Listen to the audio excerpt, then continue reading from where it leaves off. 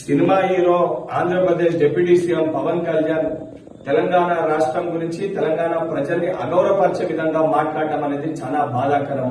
గతంలో సినిమాలు ఆడేటప్పుడు తెలంగాణ రాష్ట్రం అంటే నాకు అపారమైన ప్రేమ ఉంది, అపారమైన గౌరవం ఉందని మాట్లాడిన నువ్వు ఈ రోజు ఆంధ్రప్రదేశ్ కి డిప్యూటీ సీఎం కాగానే మతి స్థిమితం కోల్పోయి నీ స్వార్థ రాజకీయాల కోసం తెలంగాణ రాష్ట్రం గురించి ఈ రకంగా మాట్లాడడం అనేది చాలా బాధాకరము. నువ్వు నిజంగా నీకు సిగ్గుంటే నువ్వు మాట్లాడిన మాటలకి కుటుంబ సమేతంగా తెలంగాణ రాష్ట్రాన్ని విడిచిపెట్టి వెళ్లి ఆంధ్రప్రదేశ్ లోనే ఉండు.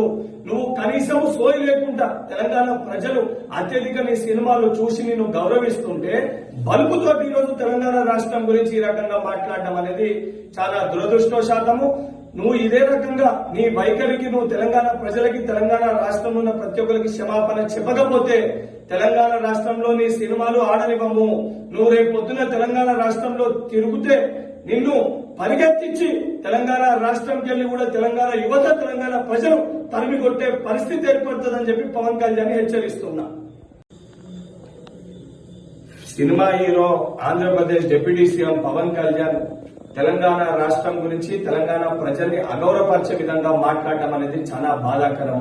గతంలో సినిమాలు ఆడేటప్పుడు తెలంగాణ రాష్ట్రం అంటే నాకు అపారమైన ప్రేమ ఉంది, అపారమైన గౌరవం ఉందని మాట్లాడిన నువ్వు ఈ రోజు ఆంధ్రప్రదేశ్ కి డిప్యూటీ సీఎం కాగానే మతి స్థిమితం కోల్పోయి నీ స్వార్థ రాజకీయాల కోసం తెలంగాణ రాష్ట్రం గురించి ఈ రకంగా మాట్లాడడం అనేది చాలా బాధాకరము.